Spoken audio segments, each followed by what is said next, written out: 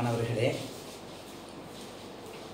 சென்ற தொகுப்பிலே ஒரு ஹைட்ரஜன் அணுவின் ஆரத்தினை போர் எடுகோள் கொண்டு எவ்வாறு காண்பது என்று பார்த்தோம்.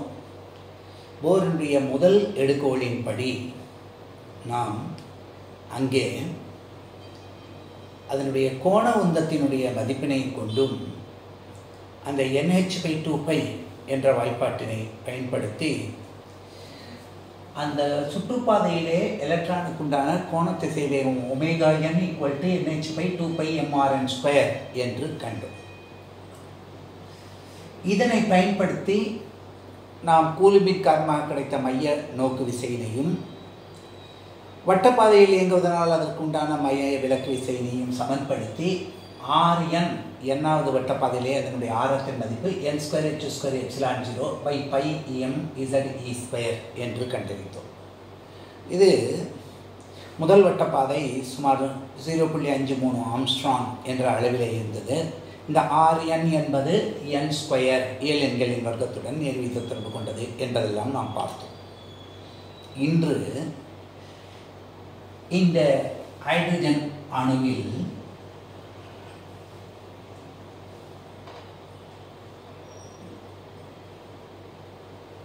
இந்த நிலையில் இந்த எலக்ட்ரான் அமையும் பொழுது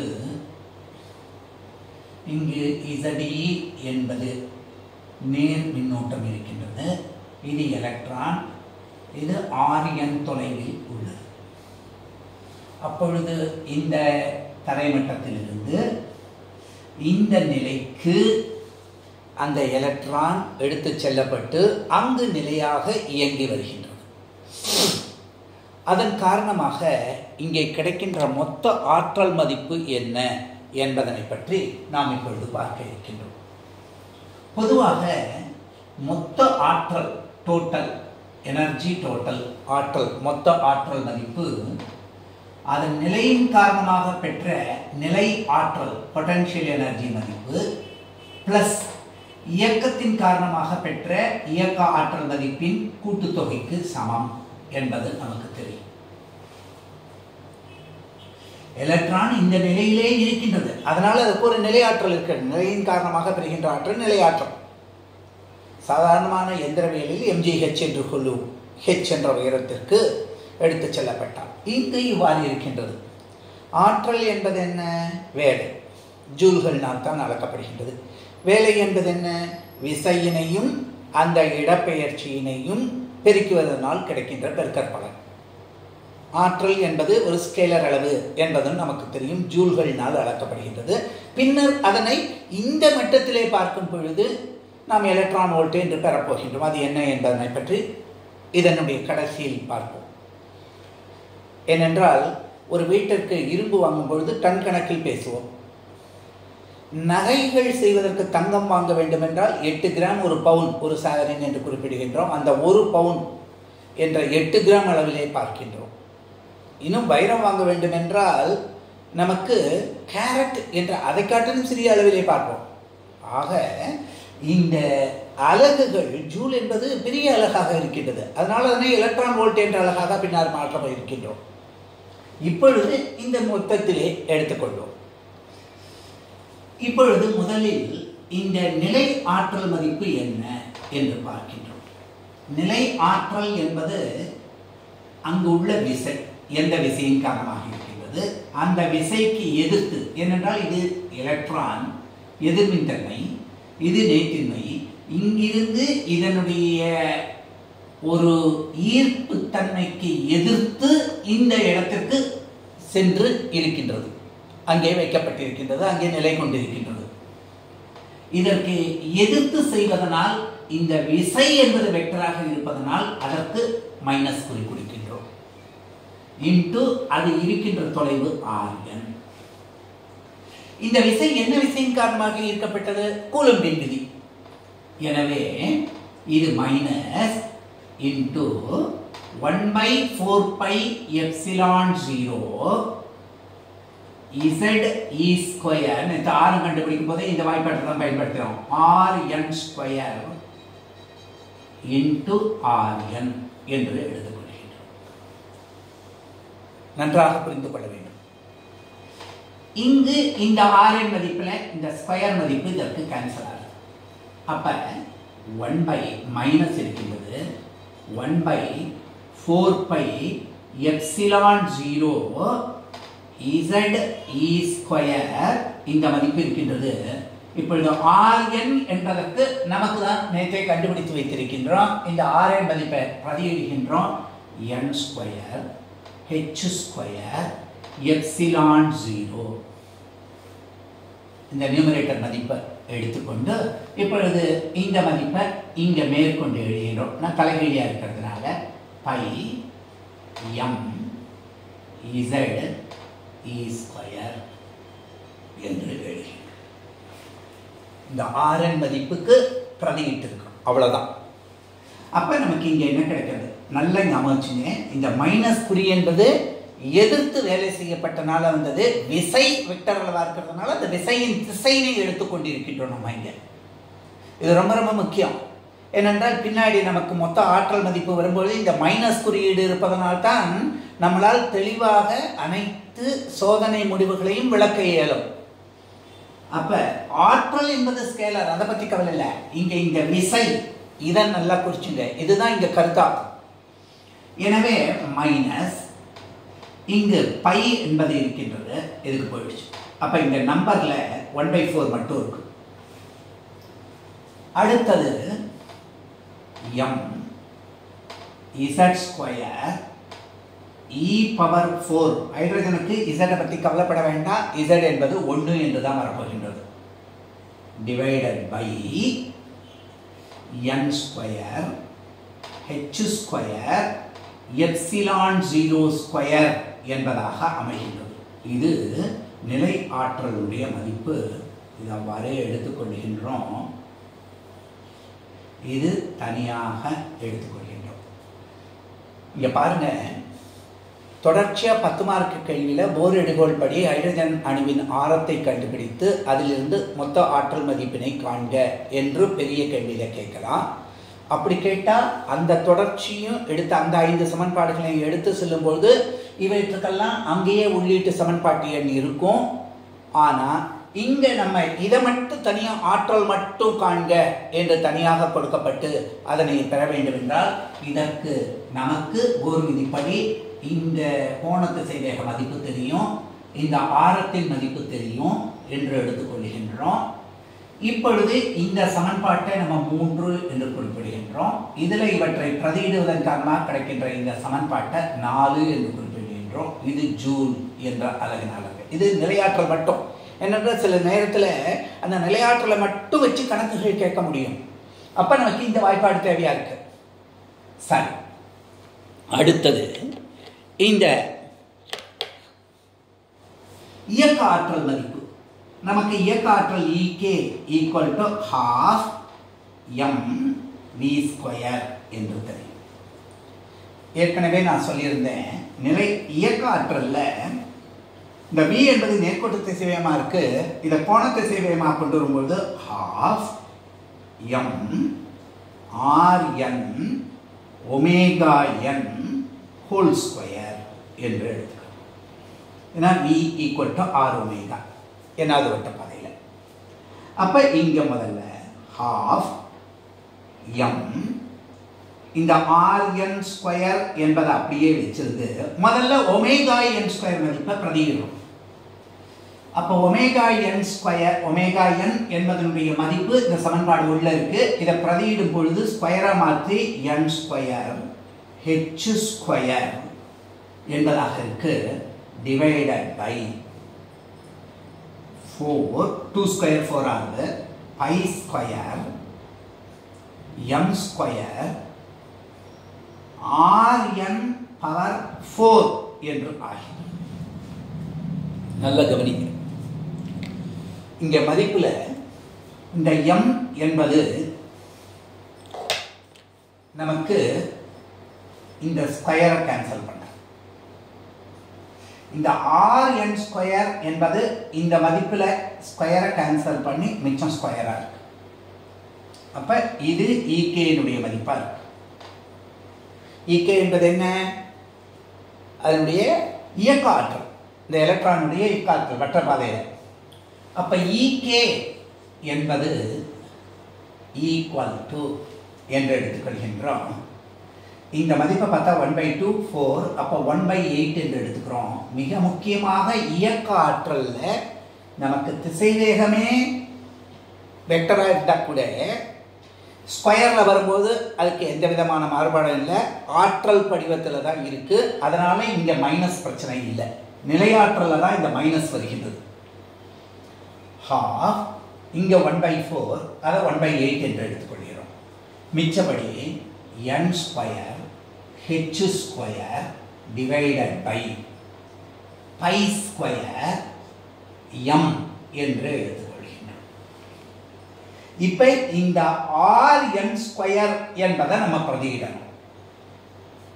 அப்போ rn ஸ்கொயர் என்பதை பிரதியிடணும்னா rn மதிப்பை அப்படியே ஸ்கொயர் பண்ணி வர்க்கம் கண்டுபிடிச்சு இங்கே தலைகீழியாக பண்ணணும். ஏன்னா இங்கே கீழே இருக்கு.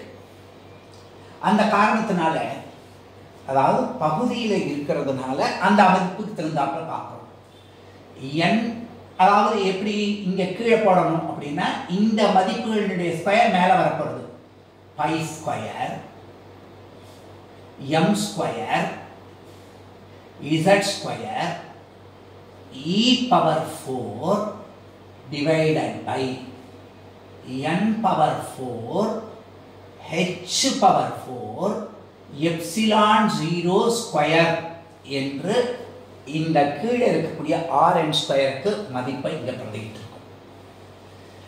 இப்போ இந்த பை ஸ்கொயர் இங்கே பை ஸ்கொயருக்கு அடிபடுகின்றது. இந்த n ஸ்கொயர் இதனை n ஸ்கொயராக மாற்றுறது, இந்த h ஸ்கொயர் இதனை ஸ்கொயராக மாற்றுறது. இந்த m இந்த ஸ்கொயர்னை நீக்கி m என்பதனை மட்டும் வைத்திருக்கின்றது. அப்ப நமக்கு மொத்த இயக்க ஆற்றலினுடைய மதிப்பு EK equal to 1/8 m z square e power 4 pi n square h square epsilon 0 square என்பதாக கிடைக்கின்றது. இது ஒரு முக்கியமான சமன்பாடு. இதனை சமன்பாடு 5 என்கிறோம். இப்ப நான்காவது சமன்பாடு நிலையாற்றல். அங்க அந்த விசை எதிர்த்து இருப்பதனால மைனஸ் சொன்னேன். இங்க நமக்கு கிடைக்கக்கூடிய நியூமெரிக்கல் கோஃபேக்டர் 1/4 என்பதாக இருக்கின்றது இந்த பகுதி. அடுத்து வரக்கூடிய பகுதி m z square e power 4 pi n square h square epsilon 0 square. இங்கேயும் பாருங்க, இது இயக்க ஆற்றலில் இந்த மைனஸ் கிடையாது. இந்த நியூமெரிக்கல் கோஃபேக்டர் 1/8 ஆக இருக்கிறது. m z square e power 4 pi n square h square epsilon 0 square. அப்ப அலகு ரெண்டு பகுதியிலையும் ஒரே மாதிரி இயற்பியல் காரணிகள் இருக்கிறதுனால சமமா இருக்கும். இதுவும் ஜூல் தான். இதுலேருந்து நம்ம டெரிவேஷன் போட்டுட்டு வரும்போது எங்கேயாவது தப்பு பண்ணியிருக்கோமா, rn ஸ்கொயர் பண்ணி அதை பிரதியிடும் பொழுதெல்லாம் அப்படிங்கிறத நம்ம தெரிஞ்சுக்க முடியும். அப்போ ஈகேனுடைய மதிப்பு நமக்கு இங்கே கிடைச்சிருக்கு. நமக்கு தேவை என்ன? மொத்த ஆற்றல் மதிப்பு. அப்போ மொத்த ஆற்றல் மதிப்பு ET என்று சொல்லக்கூடியதை இந்த நிலையாற்றல் மற்றும் இயக்காற்றலினுடைய தொகுப்பாக இருக்கிறதுனால இந்த ரெண்டு மதிப்புகளையும் பார்த்து இங்கே -1/4 இருக்கின்றது, இங்கே +1/8 என்று எடுத்துக்கொள்கின்றோம். இதை தவிர வரக்கூடிய பெருக்கற் காரணி ஒரே மதிப்பு m z ஸ்கொயர் காமனாக இருக்கு, e power 4 divided by n square h square epsilon 0 square என்பதாக இருக்கு. இது சாதாரணமான விஷயம். இதில் 8 இது என்பதை எடுத்துக்கொண்டால் இங்கே 2 +1 -2 +1 அப்போ -1/8 m z square e power 4 pi n square h square epsilon 0 square என்று இந்த மொத்த ஆற்றல் மதிப்பு, அதனை E என்று நம்ம எடுத்துக்கிறோம். அந்த மதிப்பு எத்தனாவது வட்டப்பாதையில்? nஆவது வட்டப்பாதையில் ஆற்றல் மதிப்பு En. இங்கே டோட்டல் என்பதற்காக போட்டேன் முழு ஆற்றல். இப்போ எண்ணாவது வட்டப்பாதைன்னு எடுத்திருக்கிறதுனால இதை எடுத்திருக்கோம்.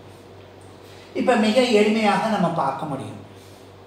இந்த ஜூல் மதிப்பை நம்ம ஆரம்பத்திலேயே சொன்னேன், இவ்வாறு இருப்பது ஜூல் மதிப்பில் இருக்குது. இதில் எம் என்பது எலக்ட்ரானுடைய நிறை. நேற்றைய தினமே சொன்னோம், மில்லிகன் ஆய்வு, தாம்சன் ஆய்வு இந்த முடிவுகளினுடைய அந்த விடைகளிலிருந்து பெற முடியும். 9.1 10⁻³ கிலோகிராம் என்று இருக்கின்றது. Z என்பது ஹைட்ரஜனுக்கு 1, E 1.6 × 10⁻19 கூலூம் என்பது மில்லிகன் எண்ணெய் துளி சோதனையிலிருந்து கிடைச்சது. H என்பது பிளாங்க் மாறிலி, எப்சிலான் உலகத்தின் விடுதிறன். இந்த மதிப்புகள் எல்லாம் பிரதியிட்டு எலக்ட்ரானுடைய மின்னூட்ட மதிப்பினால் வகுக்கும் பொழுது ஜூலானது எலக்ட்ரான் வோல்ட்டாக மாறுகின்றது. எனவே அந்த மதிப்பினை பார்க்கும்பொழுது இது 1/8 என்பதாக இருக்கும் பொழுது இந்த En என்பதனுடைய மதிப்பு நமக்கு -13.6 டிவைடட் பை n². இத்தனை எலக்ட்ரான் வோல்ட். இந்த சமன்பாட்டை நம்ம 6வது சமன்பாடுன்னு சொல்கிறோம். இது இத்தனை எலக்ட்ரான் வோல்ட்டுகளில் இருக்குது. நல்லா ஞாபகம் வச்சுக்க, எலக்ட்ரான் வோல்ட் என்ற அலகுல தான் இந்த எலக்ட்ரானுடைய ஆற்றல் மதிப்பு நம்ம பின்னாடி பார்க்க போகிறோம்.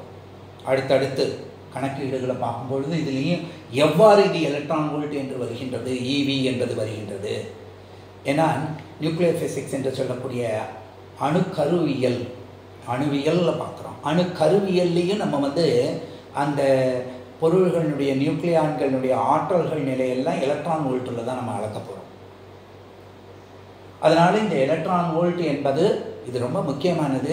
பலவிதமான காம்படிட்டிவ் எக்ஸாமினேஷன்லேயும் நமக்கு இந்த எலக்ட்ரான் வோல்ட், ஜூல் இவற்றினுடைய அமைப்புகளை கொண்டு அவற்றுக்குள்ள பரிமாற்றங்கள் இதில் தான் கேள்விகள் கேட்குறாங்க. அதாவது 6, 7, 8 வகுப்புகளில் நம்ம என்ன, எப்பொழுது, வாட், வென், விச் என்பதை பற்றி படிச்சுட்டு வந்தோம். அடுத்தது 9வது 10வது வகுப்பு படிக்கும் பொழுது நாம் ஒய், ஏன், ஹவு, எப்படி, அந்த ஒய் என்பதை பற்றி பார்க்கும் பொழுதும் ஹவு என்பதை பற்றி பார்க்கும்போதும் விவரித்து பார்க்கிறது தான் 11வது 12வது பாடத்தில். ஏன்னா எல்லா பாடத்திலையும் இயற்பியல் பாடத்தை நீங்கள் 6வது வகுப்புலேருந்தே படிச்சுட்டு வரீங்க.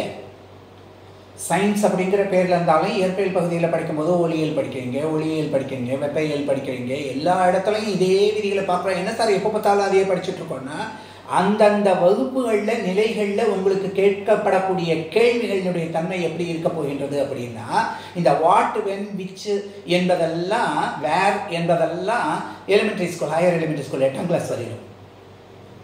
அதுக்கப்புறம் ஒய் என்பது கேள்வி, ஹவு என்ற கேள்விகள் வரும்போது நீ சற்று ஆராய்ச்சி செய்து பதிலளிக்க வேண்டிய தன்மையில் இருக்க.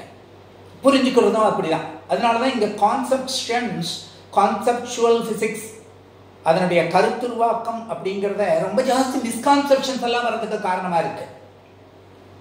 அப்போ நம்ம தியரிட்டிக்கலாக கிடைக்கக்கூடிய முடிவுகள், ஆய்வகங்களில் நமக்கு பரிசோதனையின் வாயிலாக கிடைக்க முடிவுகள், நம்ம முடிவுகள் அப்படின்னா நம்ம செய்யக்கூடிய லேப் ஒர்க் மட்டும் இல்லை, சயின்டிஸ்டெல்லாம் செய்கிறாங்க இல்லையா, அவங்க பல நேரங்களில் கிடைக்கக்கூடிய அந்த ஆய்வு முடிவுகள் இந்த ரெண்டுத்துக்கு இடையில எவ்வாறு இவை தொடர்பு படுத்தப்படுகின்றன அப்படிங்கிறதெல்லாம் பார்க்கும்பொழுது சரியான கருத்துருவாக்கம் நமக்கு தெரிஞ்சிருக்கணும். அதுக்கு தான் நமக்கு ஒய், ஹவு என்ற 2 கேள்விகள், ஏன், எவ்வாறு, இந்த கேள்விகள் எல்லாம் இந்த மேல் வகுப்புகளில். அதனால தான் நம்ம கல்வியை +1 +2 எல்லாம் மேல்நிலை கல்வி என்று சொல்கிறோம். பல மாநிலங்களில் இதனை ப்ரீ யூனிவர்சிட்டி என்று காலேஜுகேட் எஜுகேஷன்லேயே, கல்லூரியிலேயே படிக்கக்கூடிய தன்மையில வச்சுருக்காங்க. அதனால் பள்ளிக்கூடத்தில் படிக்கிறதுனால நம்ம மறுபடியும் 8ஆம் கிளாஸ் படித்த வரையிலும் இருந்தது மாதிரியே நினைக்கக்கூடாது. ஒவ்வொரு அமைப்பையும் நம்ம அங்கங்கே தெரிஞ்சுக்கணும். சில எண்கள், அந்த எண் மதிப்புகள்லாம் நம்ம மனசில் எப்பொழுதுமே இருத்தி இருக்கணும். இப்போ நேற்று தினம் RN மதிப்பு சொன்னோம், 0.53 ஆம்ஸ்ட்ராங் அப்படின்னு சொன்னோம். அது நிலையாக தெரிஞ்சிருக்கணும். ε0 மதிப்பு தெரிஞ்சிருக்கணும், H மதிப்பு தெரிஞ்சிருக்கணும். இதெல்லாம் நம்ம எப்பொழுதுமே ஒரு குறிப்பில் ஆரம்பத்திலேருந்தே ஒவ்வொரு பாடத்தையும் படிக்கும்பொழுது இந்த பாடத்தில் என்னென்ன மாறிலிகள் மதிப்பினை நாம் மனதில் கொள்ளிருக்கின்றோம், அதை ஒரு 3 தினங்களுக்கு ஒரு தடவை 10 தடவை எழுதி பார்க்கணும். இதெல்லாம் மற்றவங்க சொல்லி செய்யக்கூடாது. ஒன்று நல்ல ஞாபகம் வச்சுக்கோங்க மாணவர்களே, மற்றவர்கள் சொல்லி செய்யும் எந்த வேலையும் அடிமை தொழில். நாம் சுதந்திரமானோம். விவேகானந்தர் கூறுகின்றார், இந்த பிரபஞ்சத்திலே மிகவும் சுதந்திரமானது நமது ஆத்மா.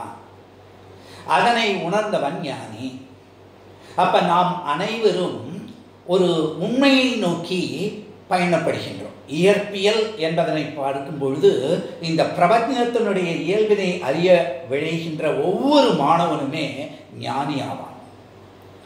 எனவே அவன் உண்மை நிலையினை அறியும் பொழுது மற்றவர்கள் கூறி செய்வதை காட்டிலும் சுய பரிசோதனை தானாகவே முன்வந்து எந்த முறையில் கற்றால் எளிமையாகவும் துல்லியமாகவும், physics is the study of accurate measurement, அந்த துல்லியத்தன்மையுடன் எவ்வாறு புரிந்து கொள்வது என்பதனை நாம் அறிய முடியும்.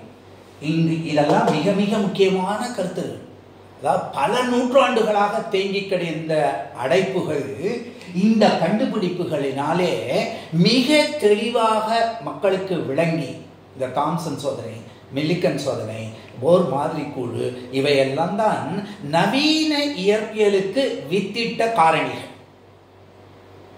நாம் ஒரு அரை மணி நேரத்திலே இந்த தன்மைகளை விளக்குகின்றோம். ஆனால் இவைகள் அனைத்தும் 20 ஆண்டுகள் 30 ஆண்டுகள் நன்றாக தெளிந்து பாருங்கள். 2000 அதாவது 1900 என்ற ஆண்டு ஆரம்பிக்கிற காலத்திலே அணு என்பது ஒரு முழுமையான பொருள் என்பதாக எடுத்துக்கொள்ளப்பட்டது. 1910 தோராயமாக ஒரு வருஷம் 2 வருஷத்துக்குள்ள அந்த சமயத்திலே எலக்ட்ரான் என்பது தனியாக பெயரிடப்பட்டு அழைக்கப்பட்டது. அயனிகளாகத்தான் அதற்கு முன்னர் கருத்தில் கொண்டிருந்தனர். அந்த எலக்ட்ரான் வந்த பிறகு சுமார் 1920 தான் உட்கரு என்ற தன்மையை பற்றி தெரிந்தது. 1932 தான் ஜேம்ஸ் சாட்விக் என்பவர் நியூட்ரான் என்பதனை பற்றி குறிப்பிட்டார். 1941 வரையிலும் இந்த பொருள்கள் மட்டுமே அணுவில் உள்ள பொருள்கள் என்று நினைத்தனர். ஆனால் இன்று 100 துகள்களுக்கு மேலாக அணுவிற்குள் இருந்தது. ஆனால் நமது தமிழ் மூதாட்டி ஔவையார் அணுவை துளைத்து 7 கடலை புகுட்டி குறுக தரித்த குரல் என்று திருக்குறளின் மேன்மையை பற்றி சொல்லும்போது கூறுகின்றார். அது ஒரு புறமிக்கட்டும். ஆக 1940 வரையிலும் இந்த அளவில் இருந்த தன்மை 1970களுக்குள்ளாகவே கணினி இயற்பியல், எலக்ட்ரானியல், விண்வெளியியல் எல்லாவற்றிலும் நாம் சிறந்து விளங்குகின்றோம் என்றால் அதற்கு காரணம் இந்த அடிப்படை உண்மைகள். இதுதான் மிக மிக முக்கியமான அடிப்படை கருத்துகள். ஆக அணுவின் ஆற்றல், என அணுவை பார்க்க முடியாது என்பது, அந்த அணுவில் ஏதோ ஒரு வட்டப்பாதையிலே என்கின்ற எலக்ட்ரானுடைய ஆற்றல் என்ன? இன்னும் மேற்கொண்டு நாம் உட்கருவை எல்லாம் பார்க்கும் பொழுது வியந்து போகின்றோம். இந்த விஞ்ஞானிகள் எந்த நிலையிலே இவற்றை எல்லாம் செய்தார்கள்? இவற்றை பற்றி சார்பியல் தத்துவங்கள் கொண்டு விளக்கம் அதிகமாக கொடுப்பதனால் எயின்ஸ்டீன் நமக்கு இயற்பியலின் தந்தை என்று போற்றப்படுகின்றார். ஆக இந்த அமைப்பிலே இந்த ஆற்றல் மட்டம் En என்பது -13.69. நேற்று பார்த்தது போலவே முதல் வட்ட பாதை என்பதில் பார்த்தால் இதனுடைய மதிப்பு -13.6 எலக்ட்ரான் வோல்ட் என்பதாக இருக்கின்றது. இது இரண்டாவது வட்டப்பாதை என்று சொன்னால் இந்த மதிப்பு என்ன ஆகின்றது? நல்லா பாருங்க. n ஓட மதிப்பு 4 என்றாகிறது. n என்பது என்ன? Ln. இரண்டாவது வட்டப்பாதை, அந்த வட்டப்பாதையினுடைய n. அப்ப 4 என்பதனால் இது வகுக்கப்படும் பொழுது -3.4 எலக்ட்ரான் வோல்ட் என்பதாக இருக்கின்றது. அப்ப நல்லா பாருங்க, இந்த முதல் வட்டப்பாதையில -13.6, இந்த -3.4 ஜாஸ்தியா குறைச்சலா?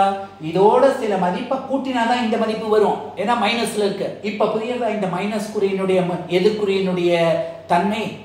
இயற்பியல் கருத்தாக்கத்தினை எவ்வளவு தெளிவாக கூறுகின்றது. அதனால்தான் கே வட்ட பாதை, அதுக்கு அடுத்தது எல் வட்ட பாதையில் உள்ள எலக்ட்ரானுடைய ஆற்றல் மதிப்பு அதிகம். அதுக்கு அடுத்தது எம், இதனை 9ஆல் வகுத்து கிடைக்கிறது. அதுக்கு அடுத்தது அதிகம். இவ்வாறு செல்லும் பொழுது ஒரு குறிப்பிட்ட எல்லை வரியிலும் செல்கின்றது, அது ஈரிலி வரியிலும் செல்கின்றது. அப்ப குறைந்த ஆற்றல் மட்டம் என்பது உள்வட்ட பாதையாக இருக்கின்றது.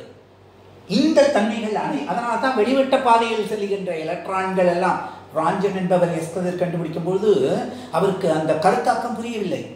எவ்வாறு இந்த மாலிபிடனம் மீது வெகு வேகமாக செல்கின்ற எலக்ட்ரான்கள் மோதும் பொழுது கதிர்கள் வருகின்றன, அவைகளுக்கு எலக்ட்ரானின் தன்மை இல்லையே, அதனால் அது எக்ஸ் நமக்கு தெரியாத ஒன்றினை கணக்கில் எக்ஸ் என்று வைத்துக் கொள்கிறோம். எக்ஸ் என்று கூறினார். ராஞ்சன் கதிர்கள் என்று அறியப்பட்டது, எஸ் கதிர்கள் என்று அறியப்பட்டது.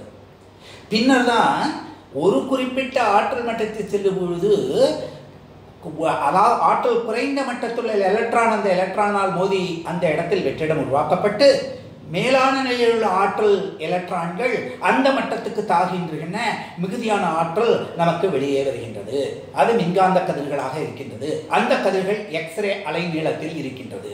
எக்ஸ்ரே அலை நீளங்கள் ஆம்ஸ்ட்ராங் அளவிலே இருக்குது. 1 to 100 ஆம்ஸ்ட்ராங் வரையிலும் இருக்கக்கூடிய அந்த அலை நெடுக்கத்திலே இருக்கக்கூடிய கதிர்கள் எக்ஸ் கதிர்கள் என்று நாம் தெரிந்து கொள்கின்றோம். ஆக அந்த அமைப்பினை பற்றி அவர் அங்கே அறிந்து சொல்ல முடிந்தது. ஆக நமக்கு இந்த ஆற்றல் மட்டங்களின் விளைவாகத்தான் எஸ் கதிர் என்பது ஒரு பயன்பாட்டு கருவி. எஸ் கதிர் என்பது மிகப்பெரிய அறிவியல் கருவியாக இருக்கின்றது.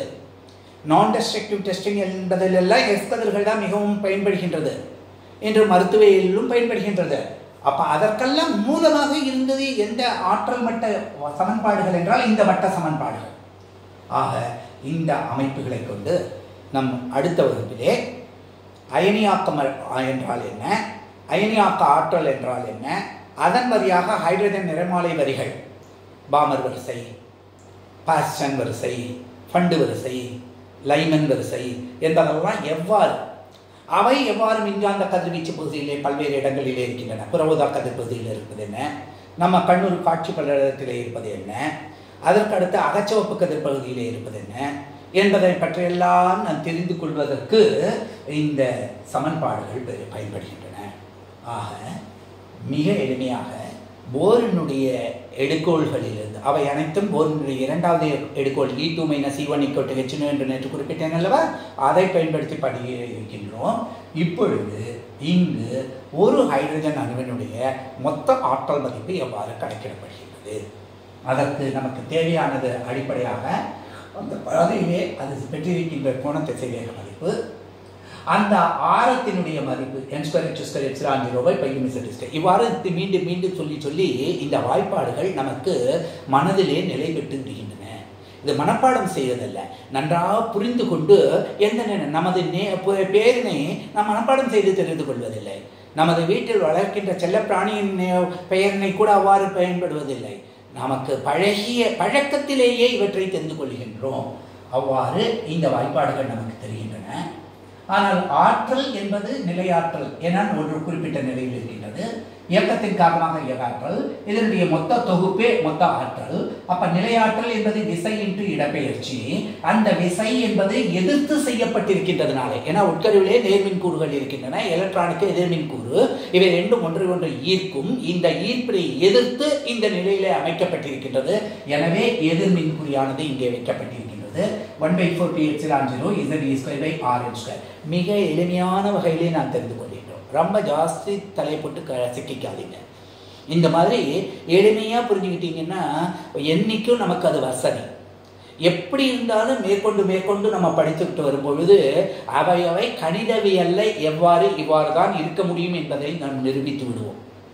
இப்போ இந்த நிலையில நம்ம தெரிந்து கொள்ளக்கூடியது அப்படின்னு பார்க்கும் பொழுது இந்த Rn மதிப்பிற்கு அந்த மதிப்பினை பிரதியிடுகின்றோம். பிரதியிட்டு மொத்த ஆற்றல் மதிப்பு -1/4 mZ²e⁴ ஜூல் என்று எடுத்துக்கொள்கின்றோம். சரி, இப்போ இதற்கு அடுத்ததுல பார்க்கும் பொழுது இந்த கைனடிக் எனர்ஜி இயக்க ஆற்றல் மதிப்பு EK என்பது ½ mv². V என்பது R ஒமேகா என்று தெரியும். Rn omega n². அந்த மதிப்பில் பிரதியிட்டு முதல்ல ωn² மதிப்பை பிரதியிடுறோம். அடுத்தது இந்த Rn² மதிப்பை இங்கே இருந்து பிரதியிடுகின்றோம். அந்த பிரதியிட்டதுனால இயக்க ஆற்றல் மதிப்பு 1/8. இது பாசிட்டிவாகவே இருக்குது, நல்லா ஞாபகம் வச்சுக்கணும். இயக்க ஆற்றலில் எளிமையாக புரிஞ்சுக்கிறதுக்காக சொன்னேன். mv ஸ்கொயரில் m நிலையாக இருக்குது, ஸ்கேலராக இருக்குது. v என்பது தான் வெக்டார். ஸ்கொயரில் இருக்கிறதுனால மைனஸ் இருந்தாலும் ப்ளஸ்ஸாக போயிருக்கும். அதனால் எது திசை நீர் திசைன்னெல்லாம் போட்டு மண்டையாக உடைச்சிக்க வேண்டாம். இந்த ஆற்றல் எப்பொழுதும் பாசிட்டிவ். இந்த மதிப்பும் ஜூலில் வருது. இப்போ 5வது 4வது சமன்பாட்டை பார்க்கும் பொழுது இது -1/4, இது +1/8. மற்றபடி இந்த இயற்பியல் காரணிகளினுடைய தொகுப்பு ஒரே மதிப்பாக இருக்குது. mz²4/n²h²ε0². அதனால் ஒரே மாதிரியான அலகு ஜூல் என்பதாக கிடைக்கின்றது. அப்போ இந்த கோஃபேக்டர்ஸை எடுத்து அதனுடைய மதிப்பை பார்க்கும்போது En -1/8 mz². மொத்த ஆற்றல் மதிப்பில் இந்த எதிர்கூறி ரொம்ப முக்கியமானது. mz²e⁴n²h²ε0² joule. ஜூல் என்பது மிகப்பெரிய அளவு. ஒரு வைரம் வாங்கிட்டு வானா நான் டன் கணக்கில் வேலை கேட்குறேன்னு கேட்டால் எவ்வளவு முறையோ அது மாதிரி ஜூலில் கேட்கக்கூடாது. ஆற்றலில் இந்த அணு இயற்பியலாம் எலக்ட்ரான் வோல்ட்டுகளில் சொல்லணும். அப்போ En என்னாவது சுற்றுப்பாதையில் உள்ள எலக்ட்ரானின் மதிப்பு -13.6 என்ன அர்த்தம்? இந்த 13.6 எலக்ட்ரான் வோல்ட் அளவு ஆற்றலை நம்ம அந்த எலக்ட்ரானுக்கு கொடுத்தா இந்த இடத்துலேருந்து அந்த எலக்ட்ரான் வெளியில் போகும். அப்போ அதனுடைய வட்டப்பாதையில் இருந்து அணுவில் இருந்து எலக்ட்ரானை வெளியேற்ற செய்யும் ஆற்றல் அயனியாக்கற்றல். அதைத்தான் நம்ம அடுத்த தொடரில் தொடர்ச்சியாக பார்க்க போகிறோம். அப்போ இந்த மதிப்பு கிடைக்கின்றது. இதில் முதல் வட்டப்பாதைனா n-க்கு 1ன்னு செயல்படும் போது -13.6, ரெண்டாவது அப்படின்னு சொல்லும்போது இது இருக்குது. அப்போ இந்த ரெண்டையும் நம்ம பார்க்கின்றோம். இது அடுத்தடுத்து மேல் வட்டப்பாதைகளுக்கு செல்லும், வெளிவட்டப்பாதைகளுக்கு செல்லும்போது அதனுடைய ஆற்றல் மதிப்பு எப்படி போடுறது? அதிகரித்துக்கொண்டே. ஏன்னா இந்த மதிப்பில் இது பண்ணிகிட்டே போகும்போது மைனஸில் இந்த மதிப்பு இருக்கிறதுனால இந்த இயற்பியல் கூறினை விளக்குகின்றது. மாணவர்களே, இந்த எளிமையான அமைப்பு உங்களுக்கு புரிந்திருக்கும்.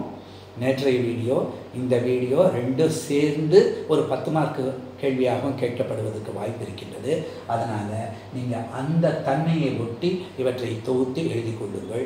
அவ்வாறு எழுதி வச்சிருந்தேன். நீங்கள் உங்கள் சொந்த கையால், நான் அன்றைய தினமே சொன்னேன், பிரிண்டட் மேட்டரை மனப்பாடம் பண்ண முடியாது. காதில் வாங்கிட்டு ஒரு தடவை எழுதிட்டு நீங்களும் நான் இப்போ உங்களுக்கு எப்படி பேசுகின்றனோ அதுபோல் நீங்கள் சக மாணவர்களிடம் இதனை தெளிவாக விளக்குமாறு ஒவ்வொரு கேள்வி நீங்கள் விளக்கணும். அவன் ஒரு கேள்வி விளக்கினா நீங்கள் ஒரு கேள்வி விளக்கணும். அந்த ஒரு பொண்ணு ஒரு கேள்வி விளக்குச்சுன்னா நீங்கள் ஒரு கேள்வி இப்படி மாறி மாறி மாறி உங்களுக்குள்ள அந்த நட்பு குழாத்துக்குள்ளே பகிர்ந்து படிக்கக்கூடிய அமைப்பு இருக்கே, அது ஏறத்தாழ 60% நல்ல புரிதலை உண்டாகும். இதுதான் காலேஜில் மெயினாக செய்கிறாங்க. மேல்நிலை வகுப்பில் படிக்கிற பையங்க நீங்களும் இந்த தன்மையை தான் தெரிஞ்சுக்கணும். நீங்கள் ஸ்கூல் மாதிரி நினச்சிக்கக்கூடாது. வீட்டுக்குள்ளே நாங்களே தனியாக படிப்போம் அப்படின்னு நினைக்காதீங்க.